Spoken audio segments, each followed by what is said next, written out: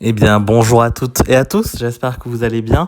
Je pensais pas que l'événement arriverait aussitôt, mais voilà, on est fin juin et l'Empire des Sables est là, 27 jours restants.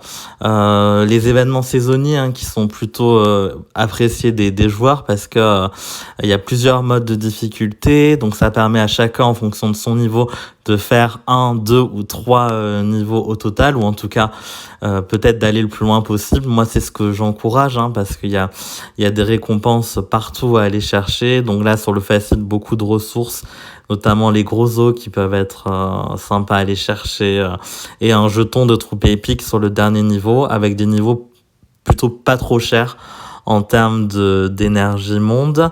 Si on va voir le moyen, il y a aussi des matériaux, héros entraîneur, et à la fin un jeton héros épique cette fois-ci, avec un avatar également, et le niveau avancé qui est le plus difficile et qui offre les récompenses les plus intéressantes.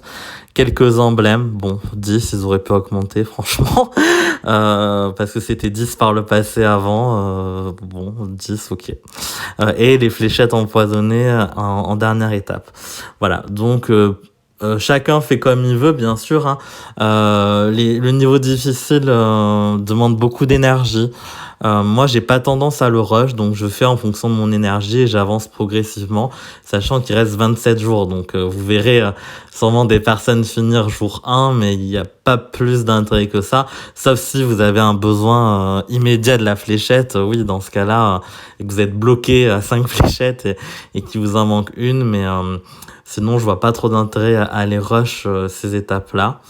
Et s'il y a des bugs, petit conseil, ne pas les exploiter non plus, parce qu'on sait ce qui s'est passé lors de l'événement de Morlovia de l'année dernière. Je vais pas revenir sur la polémique, mais voilà. Enfin, bon, je pense qu'ils ont réparé le bug, mais peut-être qu'il y en a d'autres encore. Et là, si on va sur l'analyse des héros, alors magnifique, de nouveaux costumes. J'en avais déjà parlé lors de la précédente vidéo, j'avais donné un avis. Donc déjà, pourquoi un costume que sur ces deux-là? Est-ce que ça veut dire que chaque année, ils vont sortir 2 costumes par héros saisonnier et pas les mettre tous en même temps? Bon, c'est une stratégie, pourquoi pas. Donc là, c'est quand même embêtant, c'est que pour les personnes qui n'ont pas les costumes et qui ont déjà les héros, ben il faut aller chercher les costumes maintenant. Donc là, si on regarde les probabilités, je pense que l'héros vient avec le costume, et donc héros saisonnier légendaire, 0,3%, héros et costume d'événement légendaire à la une, 1,3%.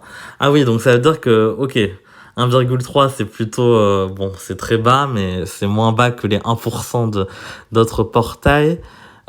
Et si on va avoir Rock, c'est 0,3% du coup, parce que à part les deux, il y a Rock en 5 étoiles, donc voilà.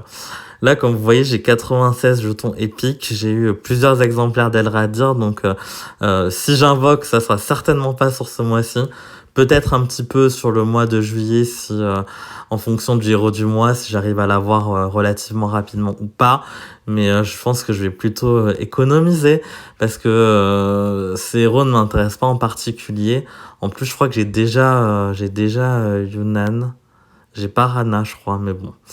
Donc là, allons voir ces nouveautés. Donc la version classique, bon, un héros qu'on retrouve pas souvent. C'est un débat que j'avais eu avec Julien qui me disait oui, mais c'est parce que peu de gens l'ont. Oui, je pense qu'il y a de ça. Après, je pense aussi que c'est clairement pas des héros top tier vu la méta actuelle.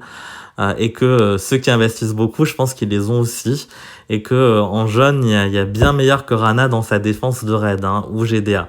Après, voilà, je veux pas être trop critique non plus, elle est intéressante, elle est moyenne, elle inflige 185% de dégâts à la cible aux ennemis proches dans sa version normale. Bon, c'est pas... Quand on voit Faline avec ses 290%, le dernier héros du cirque, ou Akorog, ça fait un peu pâle figure. Ok, il y a un dot de sable, très bien, mais il peut être enlevé. Et diminution des soins reçus, bon, pendant 2 tours. C'était utile en GDA de soins, mais GDA avec le boost de soins, et purifie les effets négatifs du lanceur. Là, pareil, c'est un héros qui est égoïste, entre guillemets. Parce que si c'était purifie les effets négatifs de tous les alliés, ah ben là, je changerais mon disque, on dirait, ah ben oui, elle est intéressante, parce que c'est un cleanse en jaune, il n'y en a pas des masses, pardon, à part Vivica dans sa version normale et directrice Zuri, pardon, il me semble que des cleans en jaune 5 étoiles, il n'y en a pas beaucoup, hein. Donc elle aurait été plus intéressante, mais bon, c'est comme ça. Là, on voit qu'elle bénéficie du boost de costume sur les stats, donc puissance 797, donc ça la remet au moins à jeu égal avec les nouveaux héros du mois et un peu en dessous en termes de stats par rapport aux héros de la saison 4 et un peu au-dessus ou enfin plus ou moins sur la saison 3. Donc avec le costume, voilà, les stats sont intéressantes. Et qu'est-ce qui la rendra intéressante avec ce costume-là? C'est qu'elle a le bonus de mana. Donc pour rappel, si elle est montée au maximum, ah bah non, là du coup c'est un bonus de mana de 1%. Ah, on n'a pas les bonus de mana classiques. Parce que si elle avait été comme un costume classique, en moyen, elle pourrait être gagner une tuile avec une troupe seulement niveau 5. Mais là, du coup, bonus de mana 1%. Bon, je compte sur toi, ce Barix. Je t'avoue que là, j'ai pas le tableau sous les yeux pour analyser un peu plus en détail quelle troupe il faudrait, du coup, si jamais t'as le temps sur ta prochaine vidéo. Mais là, une troupe 5 ne suffirait pas, du coup, avec un bonus de 1%. Dans sa version costumée, elle inflige aussi 185% de dégâts. Et là, la cible reçoit des dégâts d'eau. Là, c'est sur 3 tours aussi, et c'est 438, bon, un peu plus. Elle purifie les effets négatifs du lanceur des alliés à proximité. Bah, c'est un peu mieux, mais c'est pas non plus exceptionnel. C'est bon. Moi, je suis pas hyper convaincu par ce costume-là. Classe ecclésiastique. Et la famille, ah oui, elle donne un boost de défense. Bon, enfin, pour en aligner 2, faut y aller, hein.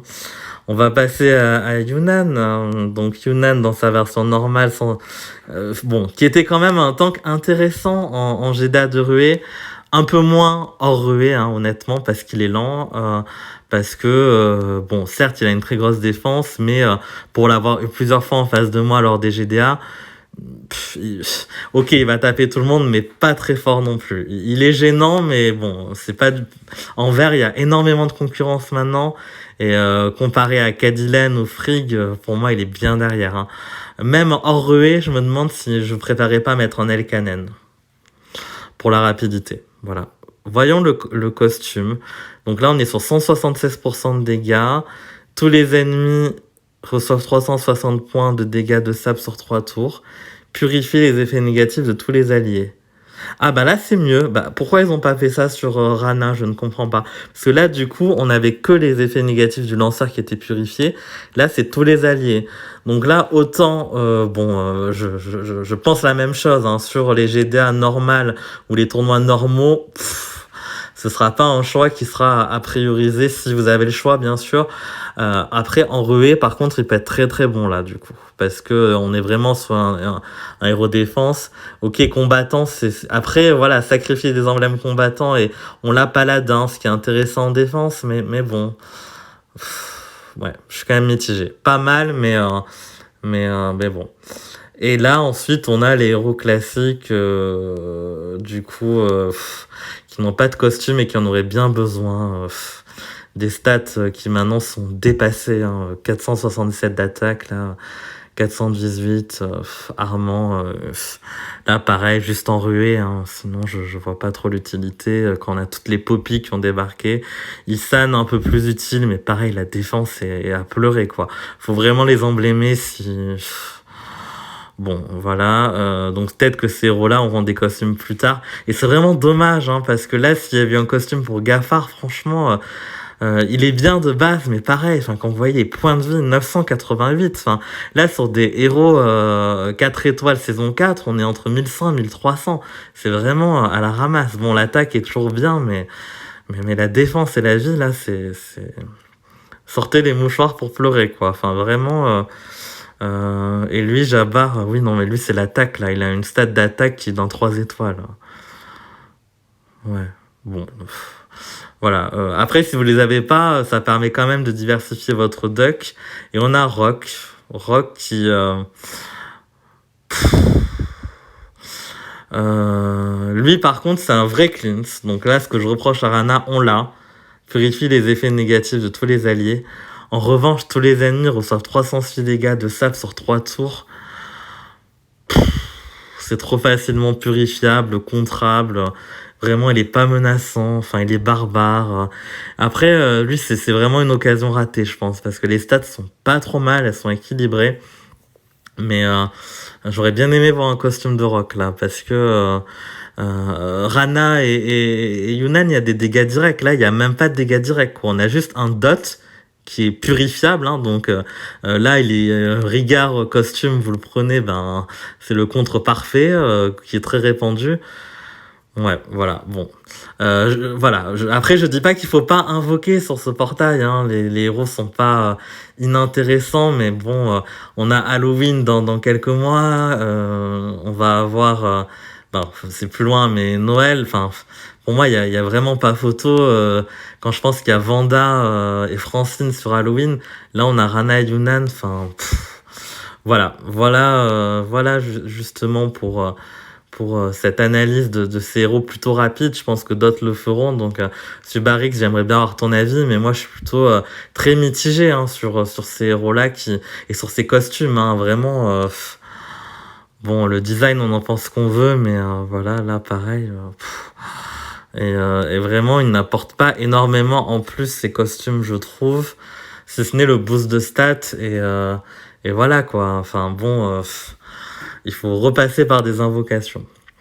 N'hésitez pas à commenter, à liker, à vous abonner si c'est pas fait. Et encore un énorme merci pour toutes celles et ceux qui suivent la chaîne. C'est un plaisir d'échanger avec vous, aux questions, les remarques, les critiques. Voilà. Qu'est-ce que vous pensez de ces héros, justement? Est-ce que vous allez invoquer? Est-ce que vous avez déjà invoqué, si vous avez la chance d'avoir quelque chose? Moi, voilà, j'ai peut-être invoqué un tout petit peu en juillet, si le héros du mois ne vient pas sur un autre portail éventuellement. Mais voilà, j'ai eu des grosses déceptions là récemment sur la Tour des Ninjas et sur la saison 4 où je n'ai pas eu mon rel. Donc je suis plutôt très déçu. Donc je vais ralentir sur les invocations en tout cas. Voilà. Juste, je voulais compléter, il va aussi y avoir des vidéos sur un autre jeu Puzzle Combat. Donc, si vous êtes curieux, si ça vous intéresse, allez voir. Mais bien sûr, ceux qui ne jouent pas à ce jeu, qui ne sont pas intéressés, voilà, j'annoncerai clairement que c'est pas un Parent Puzzle, ce sera Puzzle Combat. C'est un autre jeu sur lequel je joue qui est un peu similaire. Mais voilà, j'ai pas encore eu le temps d'approfondir les sujets sur Puzzle Combat, mais à ma connaissance, il n'y a pas eu de youtubeurs français sur Puzzle Combat. Donc, je sais qu'il y a des gens sur la communauté FR qui y jouent. Donc voilà, je pense que c'est intéressant d'échanger aussi sur ce jeu-là. Je vous souhaite à toutes et à tous une très belle journée, très belle semaine et à bientôt pour de nouvelles vidéos.